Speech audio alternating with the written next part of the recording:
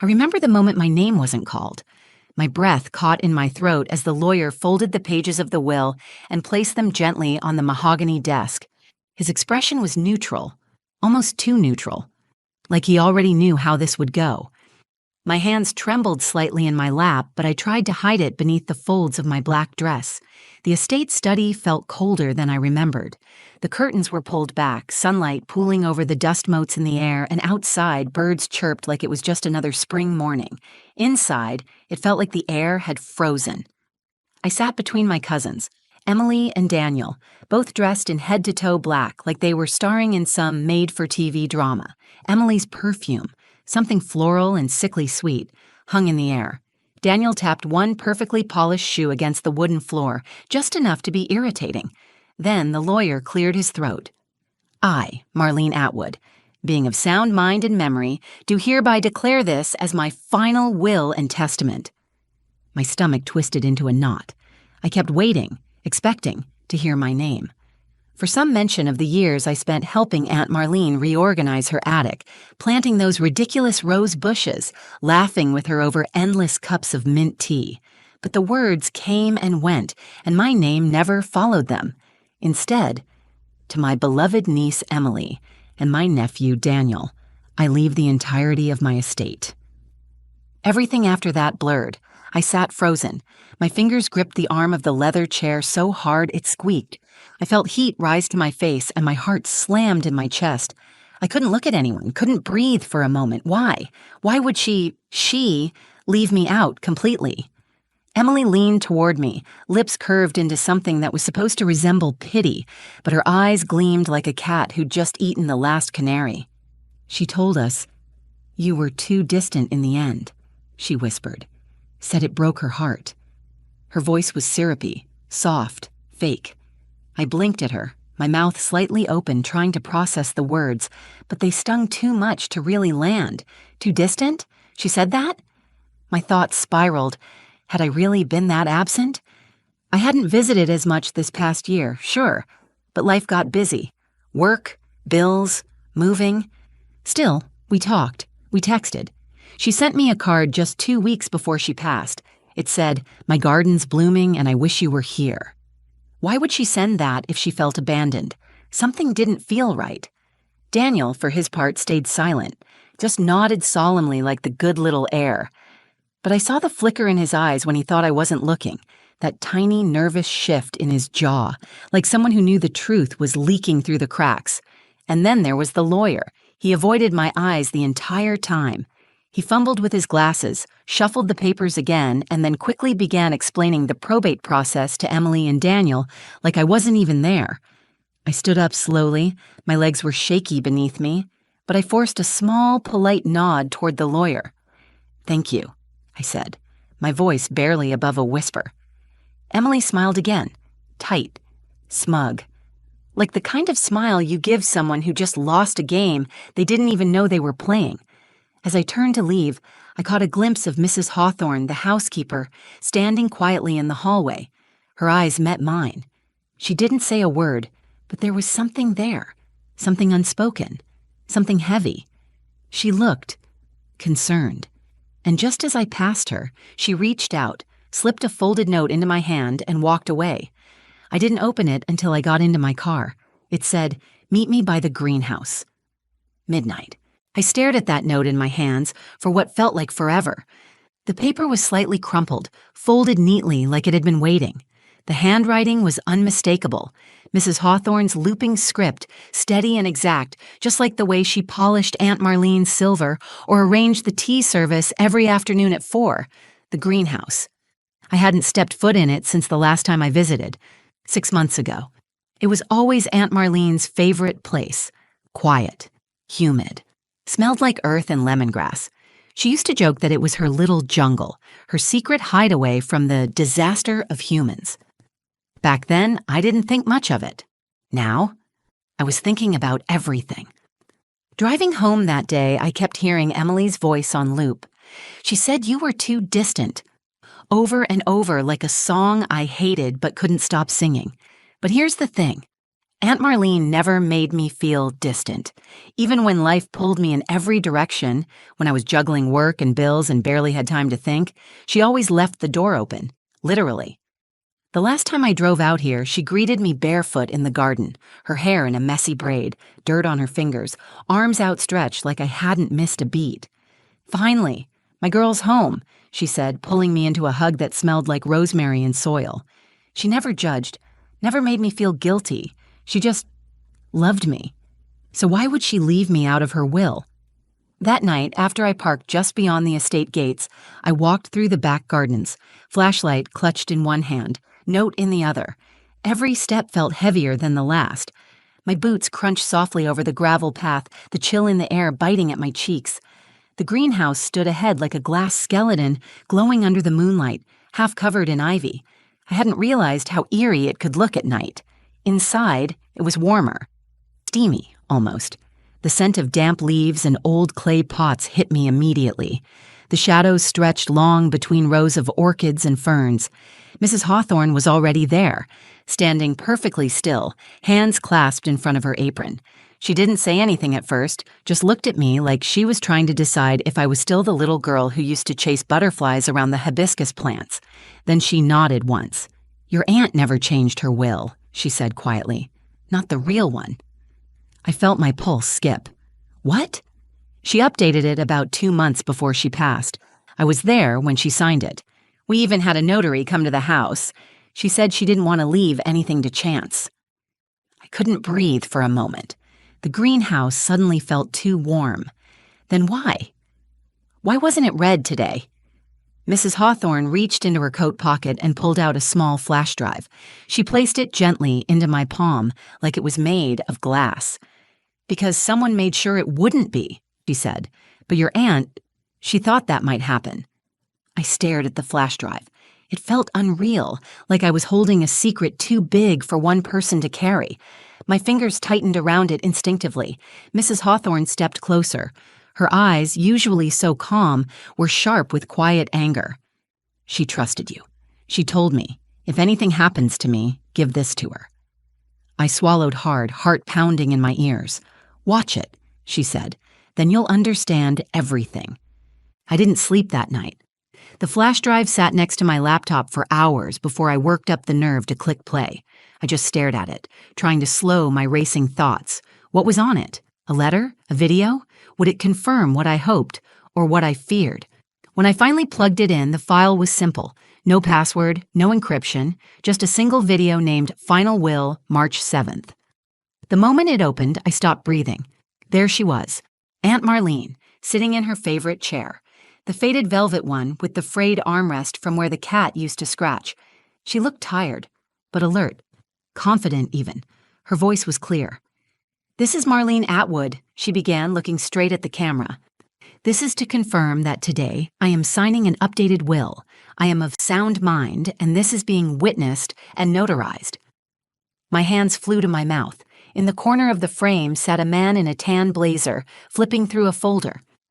"I'm Daniel Collins, licensed notary. I'm here today at the request of Ms. Atwood." She turned to him and smiled. "Thank you, Daniel." Then she turned back to the camera. "To be clear, I want my entire estate, including the property, financial assets, and personal belongings, to go to my niece, my name." I felt something catch in my chest, like a breath I'd been holding for months finally escaped. "I love my family," she said gently, "but this estate, it's always belonged to someone who understands it, who lives it, and that's her." Tears blurred my vision, but I kept watching, every word etched into my bones. She wanted me to have it. She trusted me. She hadn't changed. They had. The video ended with her signature, the notary's stamp and a timestamp. March 7th, 11:12 a.m., 2 weeks before she died, 2 weeks before they locked me out of her house. I sat back in my chair, heart pounding so hard I could feel it in my teeth. 1,000 thoughts raced through me. Who had seen this? Why wasn't this version read at the estate meeting? Someone had buried this. I pulled out the original letter from the lawyer's folder, the one they read at the estate, dated March 1st, a week before this video. So the question wasn't whether Marlene changed her will. The question was, Who made the original one disappear? And then, something even darker crossed my mind. Someone knew about this video, and they still pretended I didn't exist. I needed answers. Real ones. I needed someone who could confirm this wasn't just a sentimental recording. Someone outside the family, someone with a license and a reason to tell the truth. I picked up my phone and searched the notary's name. Daniel Collins, certified notary, retired early 2023, living in Crestwood County. He was only a few hours away. The next morning, I called him. I didn't even know what I was going to say. My voice shook the entire time. But as soon as I mentioned Aunt Marlene, he said, "I remember her. Lovely woman. She insisted we film the signing to protect her niece." He paused. "That wasn't the will they read, was it?" I said nothing. I didn't have to. He sighed. "I'll get in touch with the state registrar. If someone forged something, it won't stay buried for long." I hung up the phone and just sat there. Everything I thought I lost wasn't lost. It was stolen, and I was going to get it back. By the time I pulled up to the estate the next morning, the clouds had rolled in thick and gray, like the sky knew a storm was coming. I hadn't called ahead. I didn't want to give them the chance to hide anything else. As I walked through the heavy front doors, I half expected to be stopped. But the place was quiet. Almost too quiet. The kind of silence that follows after someone's been caught but hasn't figured out how to admit it yet. Emily was in the sunroom, flipping through a magazine with a cup of coffee like nothing had happened. Her legs were crossed, her posture too perfect. She barely looked up when I walked in. "Well," she said without a smile, "back so soon?" I didn't answer right away. My heart was hammering, but I kept my expression even. Calm. I needed her to underestimate me, just for a little longer. Daniel walked in from the hallway, phone in hand. He froze when he saw me, just for a second. But I saw it, that flash of annoyance, or maybe fear. He covered it quickly, sliding the phone into his pocket. I looked at both of them, steady and measured. "We need to talk." Emily raised an eyebrow. "If this is about the will..." "It's about the real will," I said, cutting her off. My voice was soft, but I felt the steel in it. "The one Aunt Marlene signed on March 7th. The one you never mentioned." Daniel blinked. His jaw twitched. Emily's fingers stiffened around her cup. "You can drop the act," I said. "I've seen the video, the notarized one, the one where she leaves everything to me." No one spoke. The silence stretched so long I could hear the faint ticking of the antique wall clock behind them, like it was counting down to the end of their lie. "I've already spoken to the notary," I continued. "He remembers it. He's testifying." Emily finally set her cup down. Her lips parted, searching for the right lie, but the words just stalled. Daniel exhaled sharply, turning toward the window like he couldn't even look at me. "You don't understand," he muttered. She didn't mean to." "She did," I said flatly. "And she made sure someone would know, that someone was me." The room was starting to feel heavier now, denial slipping off them like a mask after a long performance. I could see it in their eyes, panic creeping in behind the false calm. "She trusted me," I said, my voice cracking a little despite how hard I tried to hold it steady, "and you both tried to erase that." No one denied it. No angry rebuttals, no fake outrage, just quiet, because deep down, they knew, and that silence said everything. I turned to leave, but just before I reached the door, Daniel said, "You won't get away with this." I paused, half-turned. "I'm not the one who did anything wrong," I said, "but you stole from a dead woman." He didn't have a comeback. I stepped outside into the cold air, my hands shaking, my heart still racing. But it felt different now, not fear, clarity. I wasn't chasing shadows anymore. I had truth on my side, and the moment the court saw that video, everything was going to change. The hearing was scheduled just 10 days later. 10 days of waiting, pacing, questioning if I had done enough. 10 days of imagining every possible outcome, what they might say, how they might twist it, but also 10 days of remembering Aunt Marlene's voice in that video, calm, certain. Her love for me etched into every word. That's what kept me going. The courtroom was quiet when I arrived. Clean beige walls, heavy wooden benches. A judge who looked bored and slightly irritated to be up so early. My lawyer, Mr. DeSoto, gave me a firm nod as I slid into the seat beside him. He'd been the one to file the petition to challenge the will, armed with the video, the notary's statement, and a letter from Mrs. Hawthorne detailing what she'd witnessed the day of the real signing. Emily and Daniel were already there. Emily wore a navy suit and a necklace I recognized, Aunt Marlene's. My stomach turned. Daniel sat stiffly beside her, scrolling through his phone until the bailiff told him to put it away. He didn't look at me. Their lawyer stood, all buttoned-up charm and false authority, and began with a speech about family disputes and misunderstandings. It was carefully rehearsed and deeply hollow.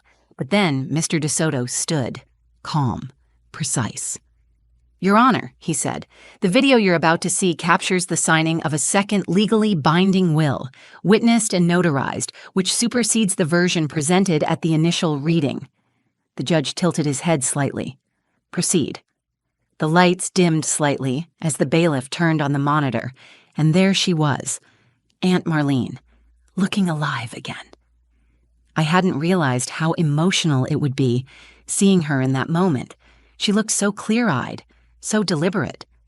The courtroom fell still as her voice filled the space. "I leave my estate to my niece, my name, who has always been more than family. She is my legacy." Every word hit like a heartbeat. My heartbeat. I glanced at Emily. Her face was frozen, but her hands were clenched so tightly her knuckles were white. Daniel didn't blink. His jaw was locked like he might shatter his own teeth. When the video ended, the notary was called to the stand. Mr. Collins walked in with quiet dignity. He confirmed everything, the date, the signatures, that he had no reason to believe Marlene was under duress or confused. His testimony was clear, factual, and impossible to argue with. Then the judge turned to their lawyer. "Do you contest the validity of this video?" A long pause. The lawyer swallowed. "No, Your Honor." That was it. No dramatic objections, no angry outbursts, just defeat, deflation. The judge nodded and scribbled a few notes. "The court will recognize the March 7th will as the final and legally binding testament of Marlene Atwood." The gavel struck once. It echoed like thunder. I exhaled. I hadn't even realized I was holding my breath. Emily stormed out of the courtroom. Daniel followed, head down. Not a word. No apology. Just silence again, but this time it was theirs to carry. Mr. DeSoto touched my shoulder gently. "She trusted you for a reason." I nodded, barely able to speak, not because I was angry or smug, but because finally someone had listened. And finally Aunt Marlene's voice had been heard. After the hearing, I didn't rush back into the estate. I just sat in my car for a while, engine off, forehead resting against the steering wheel. The quiet was different now, not empty or cold, but heavy in a way that felt real. Like something had settled into place finally.